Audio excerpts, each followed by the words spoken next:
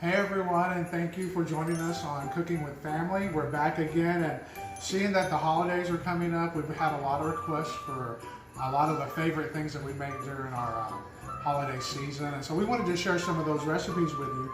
The first thing I'm going to share with you is how to make homemade cranberry sauce. Now, if you're like us, we used to use the can, and we love the can, which is just fine. But one day I was watching a cooking channel and someone was making homemade cranberry sauce, and I thought to myself, I'm going to try it. So over 10 years, I've tweaked this recipe, and it's just about perfect. So let's get started on it. It's very easy. I'm going to give you the ingredients as we put them into our pot. You need a medium-sized saucepan. We're going to put it on a medium heat, but the first thing we're going to do is put in 1 cup of packed brown sugar. And while you put that in there, we are going to put in also one 12-ounce jar of red currant jelly.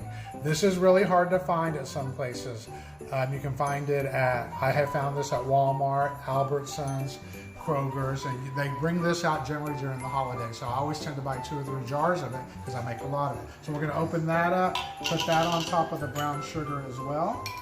The whole thing. Now I've seen people make cranberry sauce and all they do is put the berries in there and that's it. You know, a little bit of orange zest or orange juice and that's it. But mine's a little bit more involved than that, and you're going to see how tasteful it is. And you'll never go back to the can after this. So we're going to turn the heat on a medium heat. On a low to medium heat. Okay, you're going to see that the jelly and the brown sugar are going to start to melt together.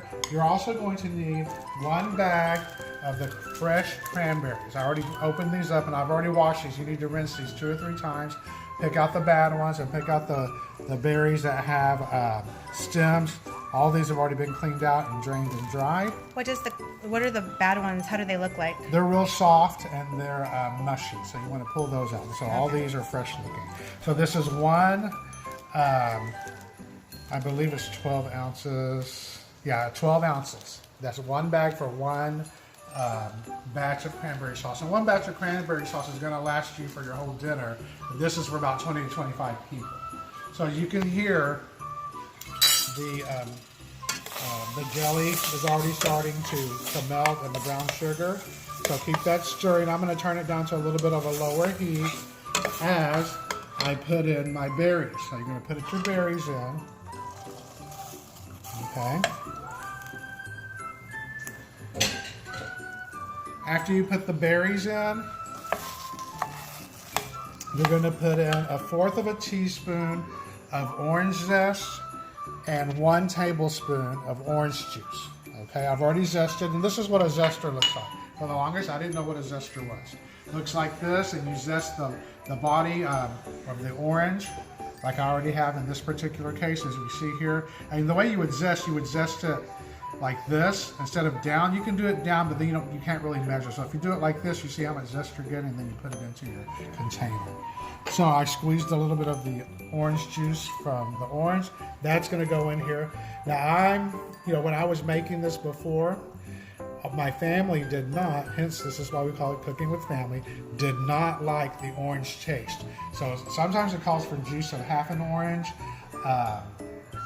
Sometimes, a half a zest of the orange. So that makes it really orangey. So the whole point of this recipe is to make sure you get the cranberry taste. I can already smell, the orange in here. So it was just a little bit, as you saw. So as you see, the brown sugar, the red currant jelly, and the berries are melting together. So we're going to give that a few moments. As that's given a few moments, I'm going to put 2 tablespoons of honey. Okay, I have my tablespoon here. Usually I just eyeball it and I squeeze it because that's just how we do it rustic style. But in this case, we are going to measure it out. 2 tablespoons of honey. I'm just going to squeeze it out.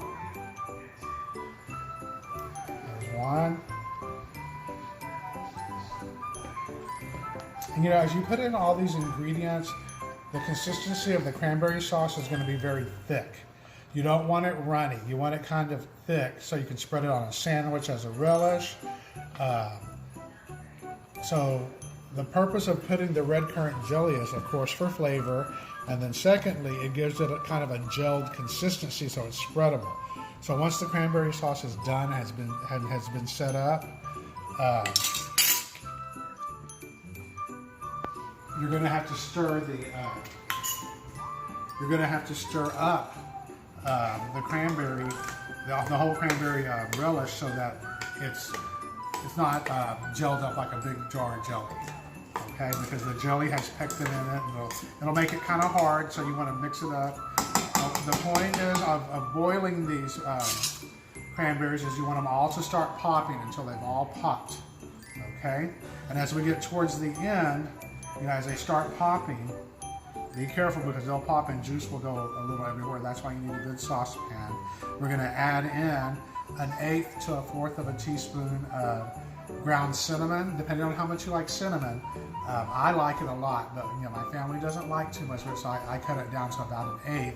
And then a teaspoon of pure vanilla. And I like the Mexican brand of vanilla. This is called La Vencedora. It's very strong. It smells really good. Let me get the name. Here it is. I get these in Mexico, but I think you can probably find these at any Hispanic or Mexican grocery store. Very strong. So we'll leave that uncovered for a little bit. And this recipe is a very easy recipe. Also, I want to talk about the quality of the ingredients, especially when you're using sugar. You see how the brown sugar and the jelly have melted, and you're going to start seeing the berries start to pop in a little bit. So we're going to let that kind of set for a moment. Okay, as you can see that the berries and the orange juice, sugar, and honey are all boiling. You see the berries are starting to pop. Okay, so, and can you hear it? You might be able to hear it sizzling a little bit. You'll hear them pop. So you're going to just keep stirring. You know, you want the majority, probably at least 90%, 80 to 90% of the berries to be popped. And so you just got to keep stirring. And while it's cooking right now, I'm going to put in the cinnamon because over half the berries have been popped. As you can see, look at how they're half gone already. You know, like I said, you got to keep stirring it so that it doesn't burn or stick to the bottom. So I'm going to add in my cinnamon, this is about 1/4 of a teaspoon of cinnamon. Okay, throw that in there. So we got that in there. Stir that around. You can use cinnamon sticks as well, but you got to make sure that you pull the cinnamon sticks out before the cranberry relish starts to set. So as you can see, the berries are going away. Can you smell that, Adrian? Mm-hmm. I smell the cinnamon. It smells good. Cinnamony, orangey. Like I said, the other day I saw somebody making some, and all they did was put cranberries in there and a little bit of orange zest, and that's it. As you can see, I've put in quite a bit more, which makes it a little bit more decadent for the holidays. The people at work are going to be lucky with this one, because this one I'm going to take it to work and I'm going to make a fresh batch for Thanksgiving here at the house. Now that is gone in there, I'm going to put 2 tablespoons of water, okay, into the thing. It just helps thin out the gel. Stir that in. And then I'm going to put the vanilla. We're going to let that boil a little bit longer in there. So the vanilla is going to be 1 teaspoon of vanilla, like I showed you earlier. So we're going to get that and pour that in here. So 1 teaspoon of the dark vanilla. They make, of course, clear and they make dark. Since this is a dark colored recipe, we're going to use the dark. I'm going to turn it down just a little bit so that we can let this simmer a little bit. With the vanilla, you're going to see that it gives it a great aroma, a great taste. Makes a big difference, the vanilla. Anytime you add vanilla to a recipe, it gives it a distinct flavor as well. And like I said, this is more of a Mexican style, Hispanic style, home style or if you want to say caseta style type of cooking. You see how the berries are just about gone? Look at that. It's a pretty color. The red currant jelly makes it a pretty color as well. And if you can't find red currant jelly, I forgot to mention this earlier, you can use a red plum. You know, don't use a purple or anything, because that'll change the reddish color. See how pretty that looks? You see that color? A nice maroonish red cranberry color. The whole point is just trying to get the taste of the cranberry. Now that that's almost done, we're going to put in a half a cup of chopped pecans. Now, the pecans nowadays are very expensive. This whole bag, the bag that I bought was almost, I think, $14 to $16 for about 2 pounds. You know, so pecans nowadays are busy. We're going to put them in there now because you want the pecans to kind of roast and cook a little bit. So we're going to put that in there. This is my favorite part of this. Yeah, the pecans, the crunchiness. Yeah. And, you know, and other people put, you know, you can do whatever you want. You can put celery in there, little bits of shredded carrots, and make it into a cranberry salad. You know, once it gels up, you can use that. This is really good to make spread into a turkey sandwich, because you got the crunch of the pecans, you've got the tartness of the cranberry sauce, the sweetness of the honey and the brown sugar, the richness of the vanilla, and the citrus taste of the orange. You know, you just want a little bit of that, and then you got that little bit of spice of the cinnamon. So look at this. This took us maybe, I'm looking at my clock, it took us maybe 15 minutes.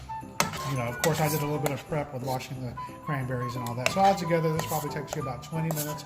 It can be done really fast. So the berries are just about gone.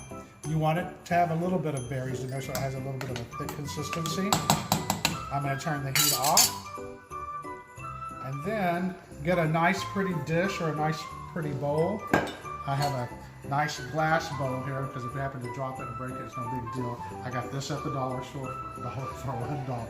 So I'm going to put it inside of this. I'm going to let this cool just a little bit, so we'll be back in just a moment.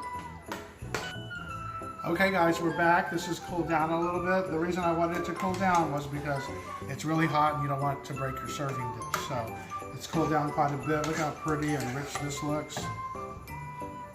Smells really good. Still kind of hot, so we're going to pour it into this dish right over here. It should fill up one whole bowl. Like I said, this is enough for about 20 to 25 people to get a spoonful or so to put beside their turkey and their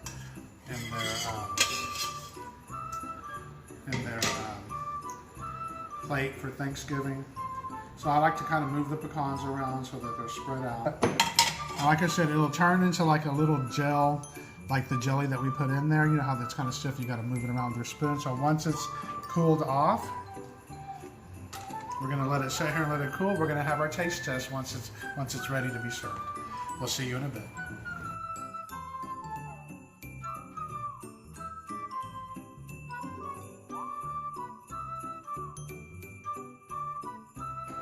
Okay guys, we're back and it's ready. We're ready to do our taste testing, the best part of this, with our cranberry sauce.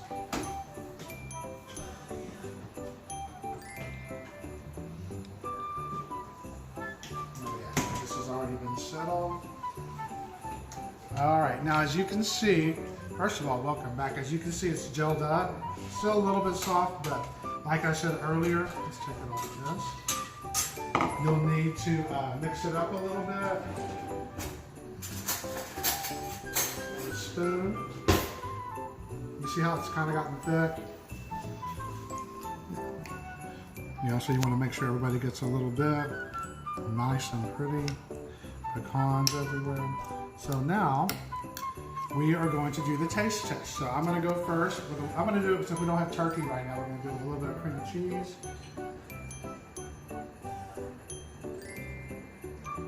I'm going to make one for me and one for Adrian. They're so nice. You want me to go first, or do you want to try? Give you a little bit of pecans. No, you can taste it first. You can eat it like this. I'll tell you.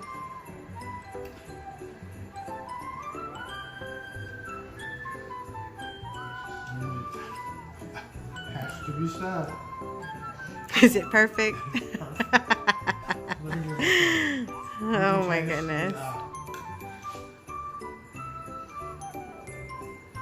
Tartness of the cranberry sauce. You can taste the orange. You can taste the cinnamon. The tartness of the cranberries. And of course with the cream cheese. Anything with cream cheese is really good. So what do you think, Adrian? Mm-hmm. You like it? Mm-hmm. I think I'm going to have another. So there you have it. Joe's famous cranberry sauce, homemade cranberry sauce.